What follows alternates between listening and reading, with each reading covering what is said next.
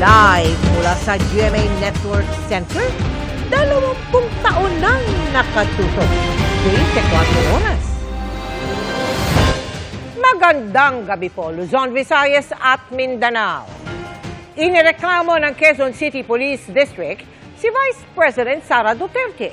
Kaugnay yan sa komosyon noong Sabado nang ilipat sa Veterans Memorial Medical Center ang kanyang Chief of Staff. Dawit din sa reklamong direct assault, disobedience to authority at grave coercion ang hepe ng kanyang security group.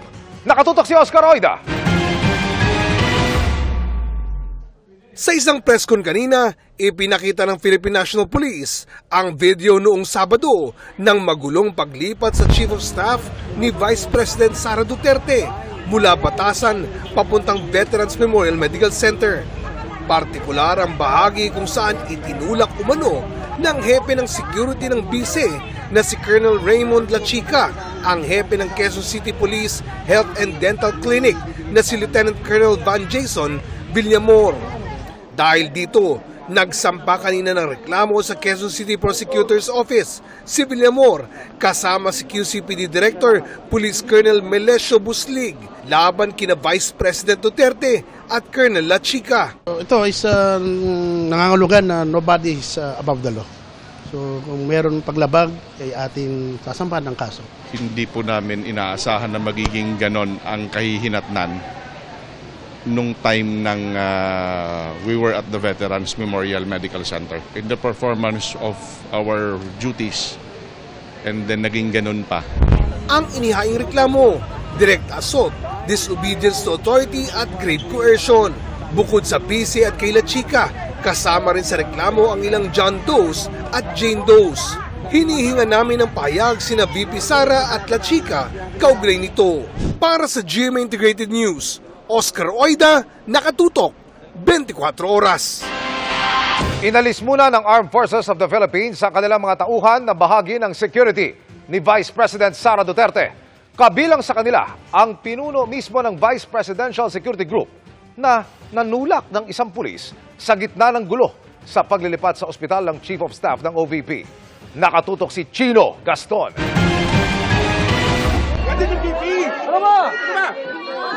Dahil sa reklamo ng Philippine National Police sa tensyonadong paglipat sa Chief of Staff ni Vice President Sara Duterte na si Attorney Zulaika Lopez, tinanggal muna bilang security ng bise ang mga sundalong kasama niya noon. Kinumpirma yan ni AFP Chief of Staff Romeo Bronner. We received a subpoena from the Philippine National Police, no? At iimbestigahan yung mga members ng VP-SPG. Hindi pa namin alam yung specifics nung kaso, no, or yung investigation. But because yun nga, may subpoena sila, it means to say that hindi nila kayang gampanan yung tungkulin nila to protect and secure the Vice President. That is why we are temporarily pulling them out, replacing them. Meron pa rin siyang security composed of Philippine National Police members and AFP. Kasama sa mga naalis sa VP-SPG, si Colonel Raymond Lachica, ang mismong pinuno ng VP-SPG na base sa reklamo ng PNP ay siya umanong nanulak sa PNP doctor na si Lieutenant Colonel Van Jason Villamor. Ang mga inalis na sundalong security ng bise, pinalitan naman ng 25 pulis na inassign na sa Vice Presidential Protection and Security Group o VP-SPG. Ayon pa sa AFP, bagamat karapatan ng sino man ang magkaroon ng opinyon tungkol sa politika, ang paghayag nito, maging ang mga reklamo laban sa gobyerno ay isang kalayaan na hindi pwedeng gawin ng isang sundalo habang nananatili siya sa serbisyo. I reminded them of the vow that we took. Kung gagawin po natin yung kagustuhan ng ibang mga nananawagan po sa Armed Forces of the Philippines, kawawa naman po yung ating bansa, no? At ang matutuwa dito ay yung mga ibang bansa na gustong sumakop or kumontrol sa atin. Pag-upo ni VP Sara noong 2022, nasa mahigit 400 ang security detail niya mula sa AFP at PNP. Marami rito naging security ng kanyang amang si dating Pangulong Rodrigo Duterte nung nakaupo pa ito. Noong July nitong taon, tinanggal ang 75 na pulis na security ng bise bagay na kanyang inalmahan. Pero ang sabi ng PNP, kailangan ng mga pulis sa Metro Manila. Naibalik naman kalaunan ang ilan matapos makiusap si Senator Bato de la Rosa kay PNP Chief Romel Marbil sa isang pagdinig sa Senado. Sa ngayon, nasa 350 pa ang mga naka-assign sa VP-SPG. Sa Davao City naman, na-reassign ang 65 na pulis at dinala sa iba't ibang probinsya sa Luzon. Ayon sa PRO 11, ang mga pulis na ito ay naimbestigahan tungkol sa palpal na police drug operations at questionabling entries sa police blotter. Para sa GMA Integrated News, Chino Gaston Nakatutok, 24 oras. Itigil na ang gulo at huwag nang idamay ang pamilya Aquino. Yan ang naging panawagan ng apo ni dating Senador Ninoy Aquino matapos maungkat ang pagpatay sa dating senador sa mga aligasyon ni Vice President Sara Duterte laban sa pamilya Marcos. Ang naging tugon dyan ng bise sa pagtutok ni Ivan Mayrina. Sa paggunita ngayon na ika-72 kaarawan ng pinaslang na dating Senador Benigno Ninoy Aquino Jr., may mga nag-alay ng bulaklak sa kanyang puntod sa Manila Memorial Park sa Parañaque. Sa Tarlac City naman, ipinasilip sa ilang piling mga panauhin ang nire-renovate na Aquino Center and Museum.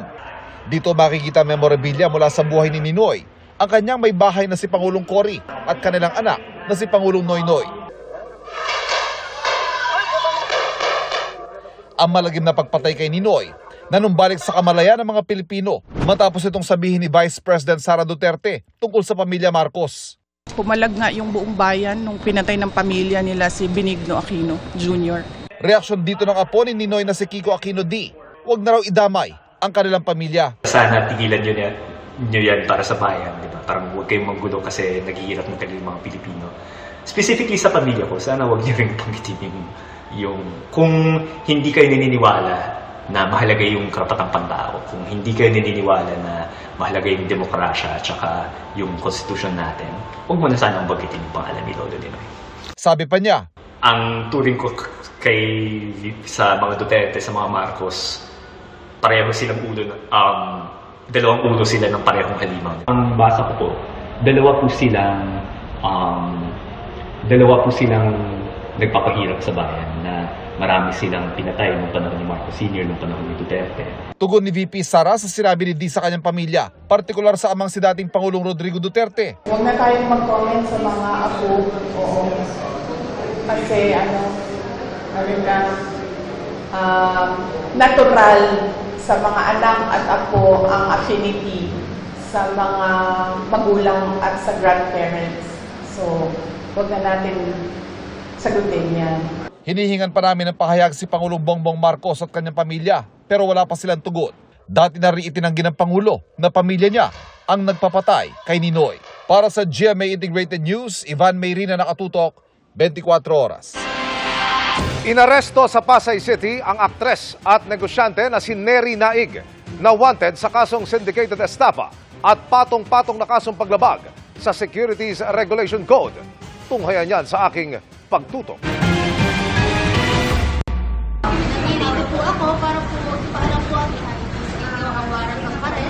Sa videong ibinigay ng Southern Police District, nakablur na ang mukha ng babaeng inaresto pasado 2:00 ng hapon noong November 23 sa isang entrepreneur convention sa isang mall sa Pasay.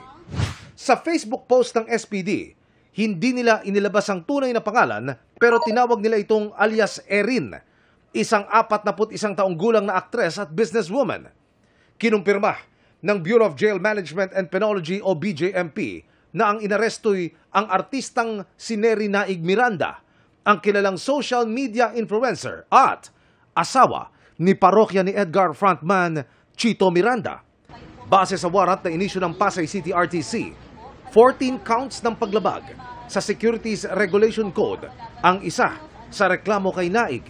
Ito yung probisyong nagsasabi na hindi maaaring bumili o magbenta ng securities ang sinumang hindi registradong broker or dealer sa Securities and Exchange Commission o SEC. Dalawa po yung sinerve sa kanya na warrant. Security Regulations Code regarding po ito doon sa pag-regulate ng ating mga business. Tsaka po isa yung syndicated estafa. Ayon sa PNP, nakapagpiyansa na si Naig para sa isang kaso pero mananatili pa rin siyang nakapiit dahil sa kasong syndicated estafa na non-bailable. Sa ngayon po na turnover na po natin sa BJMP kaninang 12:12 p.m. So wala na po siya sa PNP. Patuloy naming sinusubukan na makuha ng pahayag si Neri at kanyang asawang si Chito. Para sa GMA Integrated News, Emil Sumangil, nakatutok, 24 oras.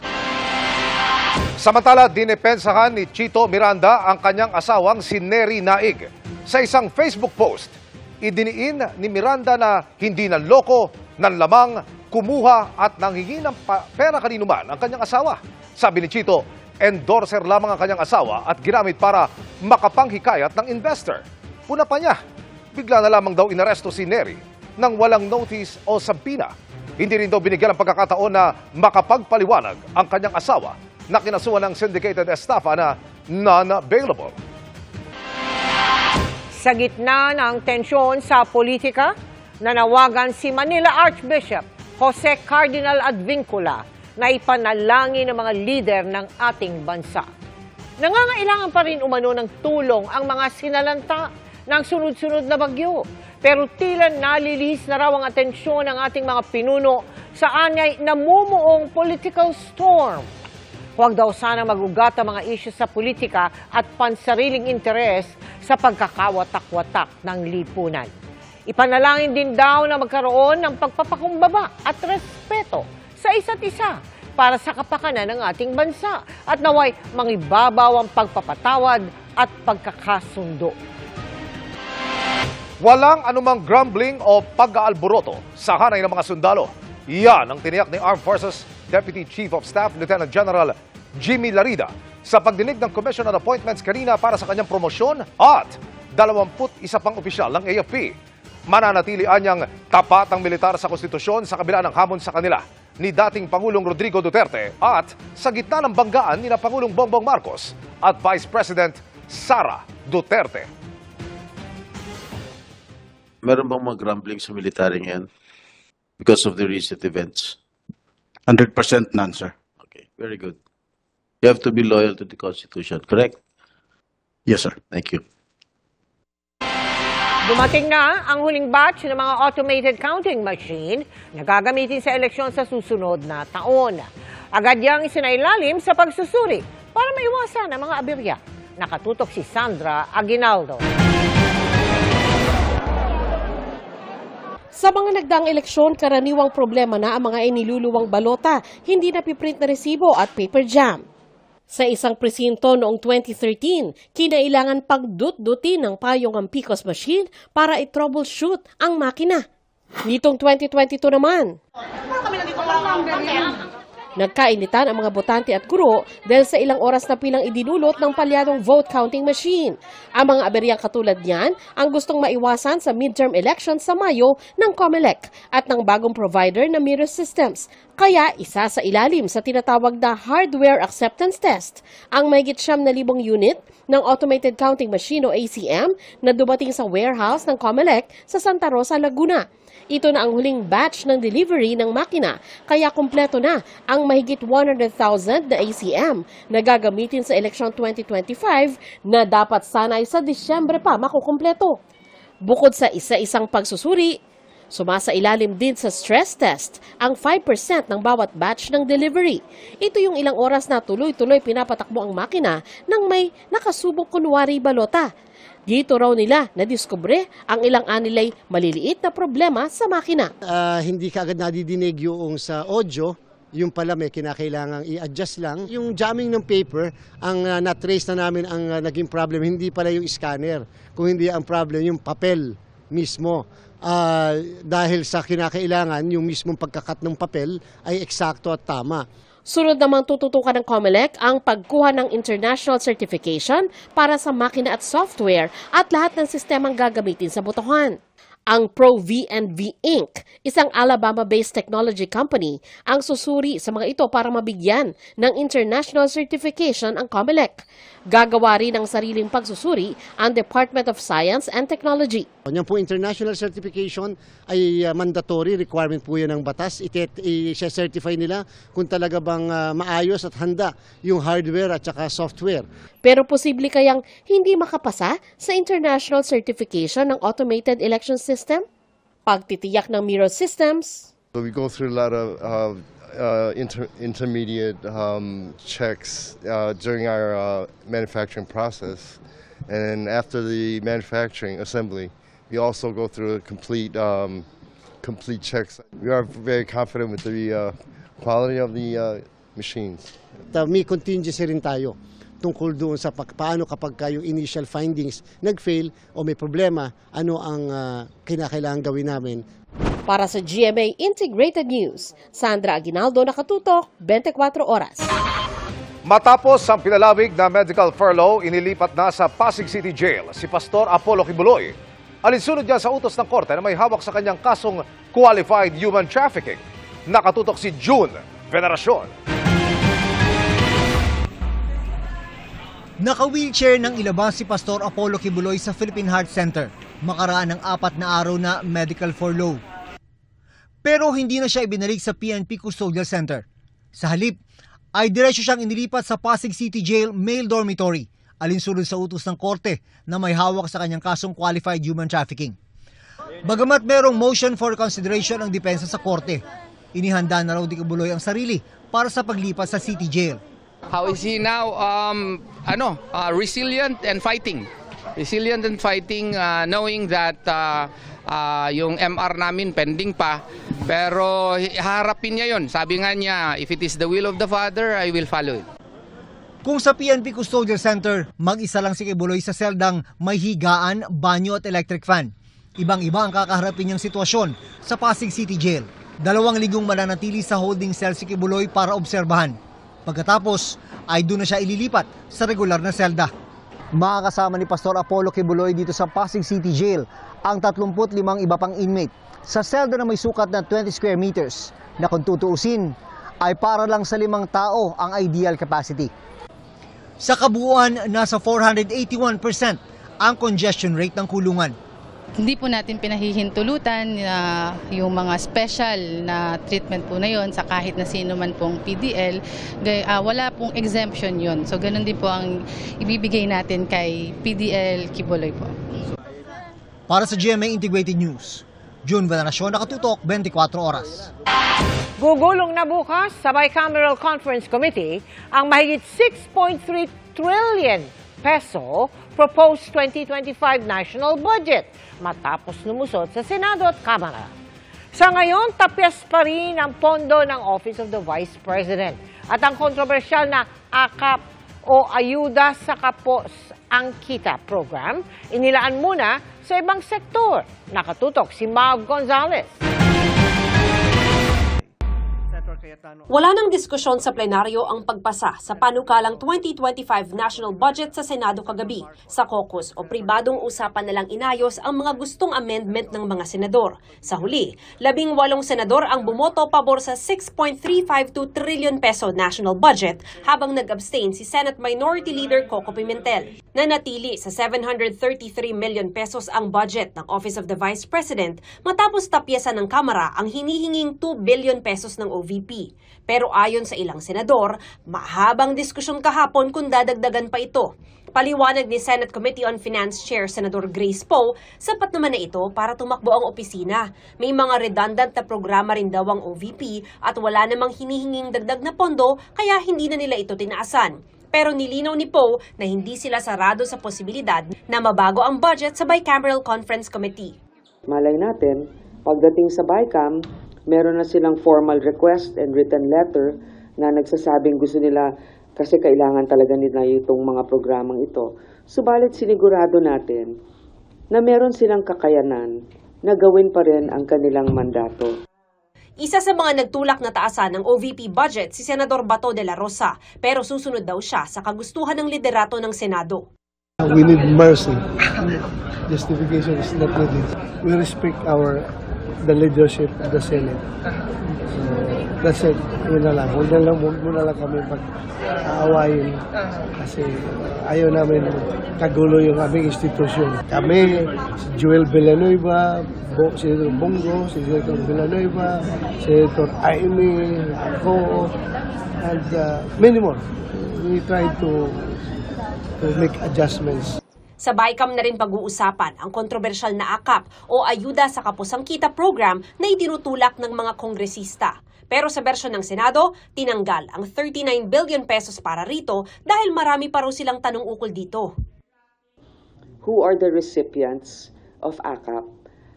What are the criteria for it? The proposal ni Senator Aimee, Vice Chair of Finance for DSWD, is i-lodge na lang sa DSWD, ICE, di ba? Yung mga ganon. So, okay, marinig natin sa House, bakit hindi pwede at bakit hindi mas epektibo yon? Ang pondo para dapat sa AKAP, nilagay ng Senado sa pensyon ng senior citizens, livelihood programs ng mga magsasaka, child care assistance at iba pa. Bukas sisimulan ang BICAM kung saan pag-iisahin ng Senado at Kamara ang bersyon nila ng 2025 national budget bago ito pirmahan ng Pangulo. Para sa GMA Integrated News, Mav Gonzalez, nakatutok, 24 oras. Mga kapuso, nadagdagan ang weather systems na magdudulot ng mga pag-ulan sa bansa. Una riyan ang shear line na makakaapekto sa eastern section ng Northern Luzon. Tuloy-tuloy rin ang ihip ng hanging amihan at epekto ng Intertropical Convergence Zone o ITCZ naman sa Mindanao. Base sa datos ng Metro Weather, magsisimula ng ulanin ng Northern Luzon.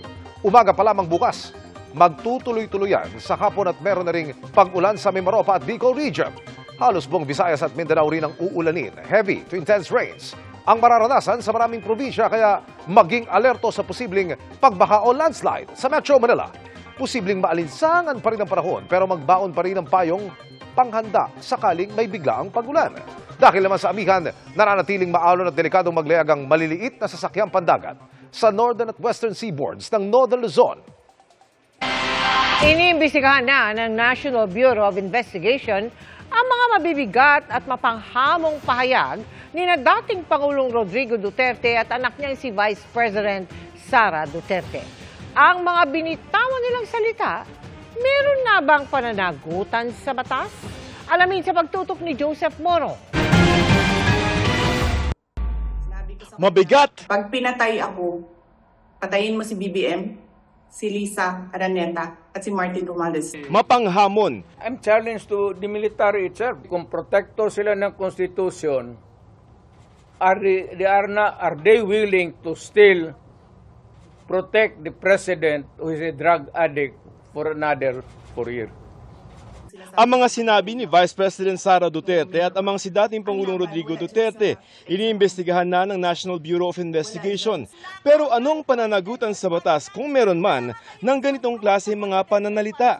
Para sa mga abogado na kausap namin, hindi na lamang ito simpleng freedom of speech o kalayaan sa pagpapahayag. Ito kasi pinag-uusapan natin dito ay halimbawa newly constituted authority, those of presidente, tapos public officer yung sangkot. Although hindi ka dapat ma-penalize for your speech, but there are certain speeches like incitement. Under the revised penal code, may ilang speeches na nape-penalize. Para kay dating Integrated Bar of the Philippines, President Attorney Domingo Cayosa, maaaring pumasok sa paglabag sa Anti-Terrorism Act of 2020 ang pagbabanta sa buhay. Partikular sa Section 4 nito na itinuturing na terorismo ang paggawa ng anumang makakapatay o makakasakit o makakapaglagay sa panganib sa isang tao. The anti-terrorism law kasi very broad. Okay. And if you were the prosecutor, you would rather use this, number one, because you have more leeway. It punishes threat to commit terrorism, Section 5. Okay. It also punishes conspiracy to commit terrorism. And what's conspiracy under that law? 2 or more. You sow fear, di ba? Or you intimidate the government. Pero hindi rin daw kailangan na isagawa na ang plano bago mapanagot. The act itself need not be executed. Because nga, if it's anti-terrorism law, a plan, a proposal, a conspiracy, even if you don't execute, is already covered by the law. That doesn't need for the threat to be active. The fact that the threat is made could already be penalized. Dagdag pa ni Coyosa, bukod sa Estado, meron pa raw pwedeng magreklamo para sa libel o slander. Ang pinakamatinding complainant dyan with respect to the Vice President is the First Lady. Because she made allegations that, di ba, sabi niya siya naman, pinagmumura muna sila. Siya naman may pasimuno dyan sa pagbibigay ng mga envelope for pagbabribe, di ba? In the sense, ganun sinasabi niya. Pinadala mo pa video. So you are actually imputing a crime against the First Lady. Sa mga pahayag naman patungkol sa pagbawi ng suporta ng militar sa Pangulo sa mga katulad na sitwasyon, pwede raw itong maging basehan para sa reklamong inciting to sedition. If those statements or utterances that you make tend to disturb the person from performing the functions of their office, so that's an arguable element. If it could instigate others to do it themselves, no, for unlawful purposes. Pwede din if your speech will lead to stirring up the people against lawful authorities. Pero maaaring di raw ito madaling patunayan. Suggestive yung statements, no, hindi siya explicit in the incitement. But I think that while it may be difficult to prove the intent, kung ako yung huwes, titingnan ko rin naman yung kabuuan. In effect, ang sinasabi niya, kayo sabihin nyo na parang withdraw of support. Yes. That's the usual scheme na ginagamit para hindi maging kudeta. Because our laws now define punish kudeta. Ang nakalagay doon, swift attack. So, ang ginagawa ng mga gustong maghikayat ng ganyan kudeta, hindi nila sasabihin labanan yan. Sasabihin, mag-withdraw kayo. Para sa mga abogadong nakausap namin, maaga pa sa ngayon para masabi kung ano-ano talaga ang mga naging paglabag sa batas. Kailangan pa ng masusing investigasyon para makapaghain ng matibay na kaso. Para sa GMA Integrated News, Joseph Morong, nakatutok 24 oras. Ipinakita ng PIDEA sa Quad Committee ang matrix na nagpapakita ng malalim umanong koneksyon ng Pogo sa iligal na droga kung saan kasama si Senador Bongo. Pero pinuno yan ng ilang kongresista dahil nang usisain sa pagdinig, lumalabas na hindi pa ito lahat na-verify. Nakatutok si Ian Cruz.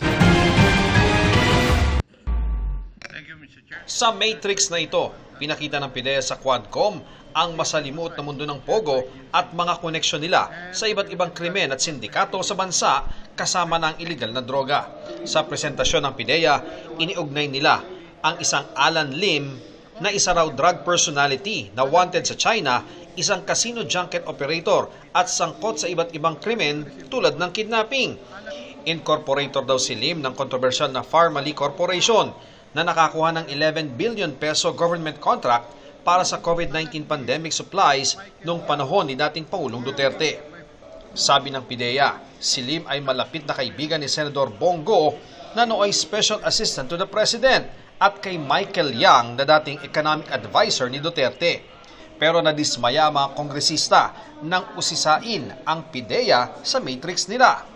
Sinabi nyo kanina, si Alan Lim ay involved sa illegal drugs.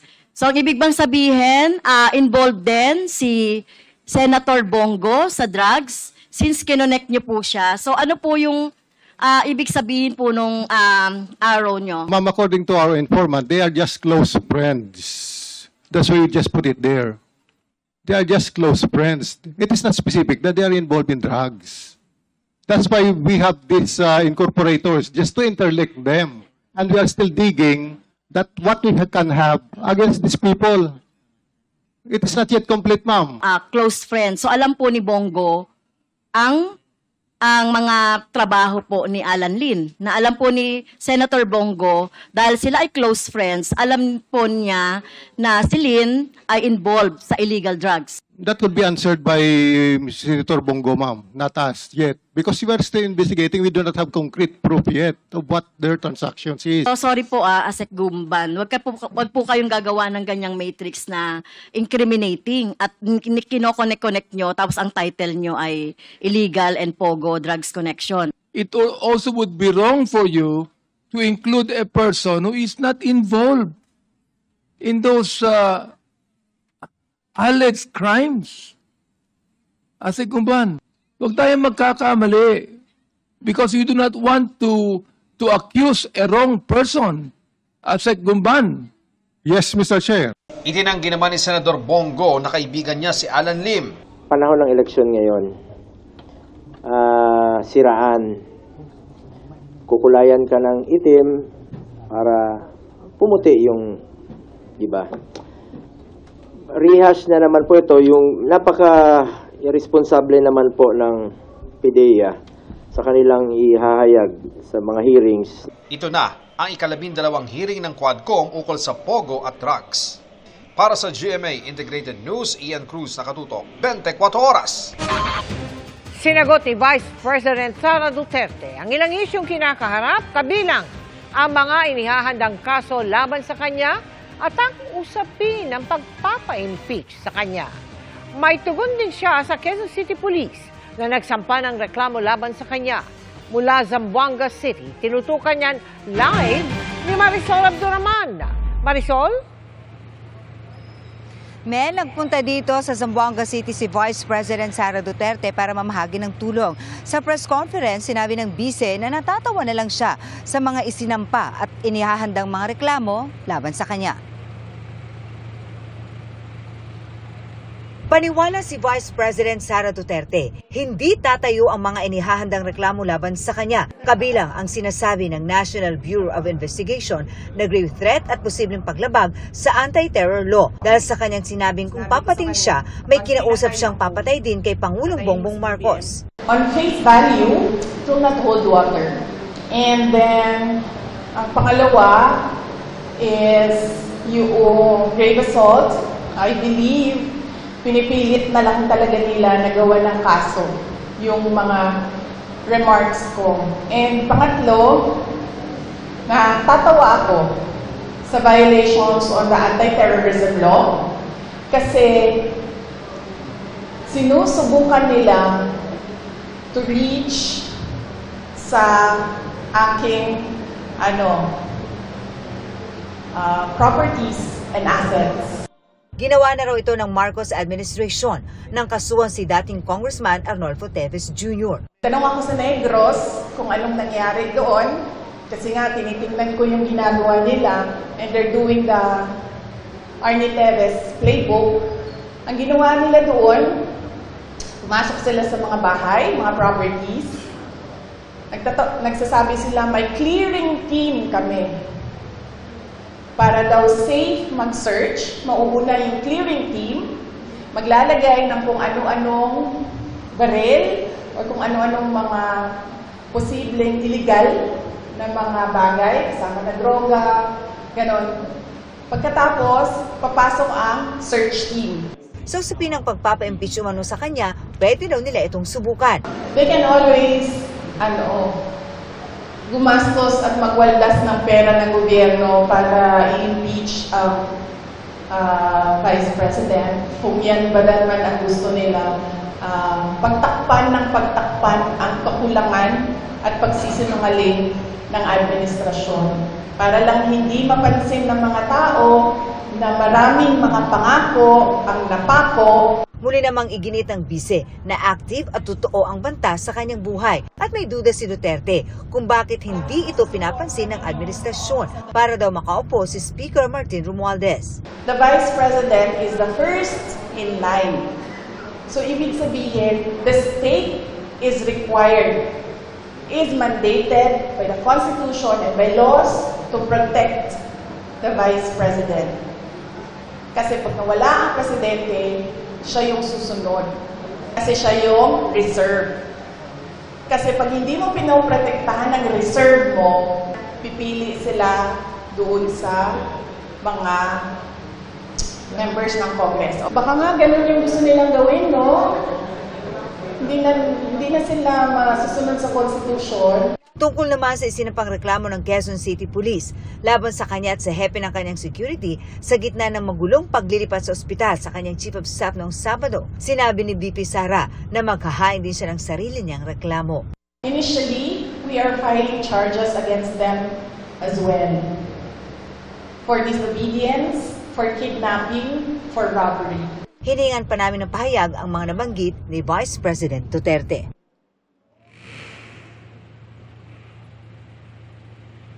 Bukod dito sa Zamboanga City, nagpunta rin kaninang umaga sa Basilan si Vice President Duterte at namahagi rin ng tulong. Bukas, biyaheng Pangasinan naman siya bilang bahagi pa rin ng kanilang paggunita ng OVP anniversary. Mel. Maraming salamat sa iyo, Marisol Abdurrahman. Iniimbestigahan ng Justice Department ang pahayag ni Vice President Sara Duterte ukol sa bantang pagpatay sa Pangulo, First Lady at House Speaker. Pati na rin ang hiwalay ng mga pahayag ng kanyang amang si dating Pangulong Rodrigo Duterte na kumukwestiyon sa suporta ng militar sa Pangulo. Nakatutok si Salima Refran. Kasunod ng sabina na inisyu ng National Bureau of Investigation, iniimbestigahan na ng Department of Justice si Vice President Sara Duterte para sa posibleng paglabag sa RA 11479 o Anti-Terror Law. Ayon sa DOJ, maaaring may paglabag si VP Sara, partikular sa Section 4 na Acts of Terrorism at sa Section 5 na Threat to Commit Terrorism sa ilalim ng batas na pinirmahan mismo ng kanyang amang si dating Pangulong Rodrigo Duterte. Klaro sa ating batas na kapag kayo ay gumawa ng mga hakbang para saktan at bigyan ng banta ang buhay ng ibang tao, kasama po yan sa terrorism. Lalo na po kung ang purpose niyan ay to intimidate and create an atmosphere or sow fear. Tandaan niyo po na ang banta sa Pangulo ay isang national security matter. Paasa po si BP Sara at ang taong bayan na magiging parehas po ang NBI. Iimbestigahan din namin, tatanungin din namin si BP Sara sino ba yung nagtetret sa kanya. Pangako ng DOJ, susundin ang due process. We will apply the full force of the law to everyone without any distinction. No one is above the law. Gumugulong na rin ang investigasyon ng binuong task force. Kasama na rin sa iniimbestigahan ang mga pahayag ng dating Pangulong Duterte na tinawag ng DOJ na bordering on seditious, pati na ang sinasagawang pagdinig sa confidential funds ng OVP sa Kamara. Not only grave threats, not only sedition, but corruption can also be a matter that should be lodged in courts for determination whether there was actual misuse of funds as the public official, and that is among the things that we will investigate and work on. And we are just awaiting the formal referral of the proceedings before the Quadcom to be given to the Department of Justice. Ang NBI sinisimulan na rin ang investigasyon sa mga pahayag ng dating Pangulong Duterte. Pinag-aaralan naming mabuti yan. Anything can happen. Pwedeng ako dumalaw or imbitahan namin si former president. Ganun po. Sa gitna ng mga investigasyon, naghain naman sa Korte Suprema ng disbarment complaint laban kay VP Sara si Presidential Advisor on Poverty Alleviation, Larry Gadon. Dahil daw ito sa banta ng Vice Presidente na ipapatay si Pangulong Marcos, First Lady Liza Marcos at House Speaker Martin Romualdez. Sinisikap pa ng GMA Integrated News sa makuhang panig ni Vice President Duterte. Para sa GMA Integrated News, Salima Refran, nakatutok 24 oras. Literally, napa-fly me to the moon ang family drama series na Pulang Araw dahil ipadadala yan sa buwan sa tulong ng isang proyekto. History in the making dahil first and only Pinoy series sila na napiling masama sa proyekto. Ang reaction ng cast, ichichika ni Nelson Canlas. Mala Art Gallery sa buwan? Yan ang goal ng Lunar Codex Project, kung saan pagsasamahin sa time capsule ang mahigit 40,000 creative works of art tulad ng musika, pelikula at mga programa para i-preserve para sa susunod na henerasyon. Ang mga likhang sining mula sa 185 countries at territories, pati sa 160 indigenous nations sa buong mundo. Representing the Philippines, ang kauna-unahan at nag-iisang Pinoy TV series na kasama sa time capsule ang Pulang Araw. Ito ang Polaris Collection na ang launch sa Lunar South Pole Region ay sa October 2025. Napili ang serye dahil sa pagsasalaysay ng isang mahalagang bahagi ng kasaysayan ng bansa, pati ang tapang ng mga Pilipino noong panahon na yun. Yun na nga eh. Makita na nila ako sa moon. Diba? And nakagulat kasi honestly, first time ko siyang marinig na may ganun palang concept. Balita ko nga na bilang lang ang mga inilalagay doon. So parang ang sarap lang sa pakiramdam na isa na tayo doon. Yes. Pero bakit nga ba sa buwan? Ang buwan daw kasi ang nakikita ng Project Lunar Codex na hindi maapektuhan ng mga pagbabago tulad ng gyera at climate change at inaasahang tatagal ng maraming siglo. Gamit ang makabagong teknolohiya, kinompres ang mga imahe para madala sa buwan. Bukod sa Pulang Araw, kasama rin ang musika ng SB19 sa hanay ng mga works of Pinoy artists na maipapadala sa buwan.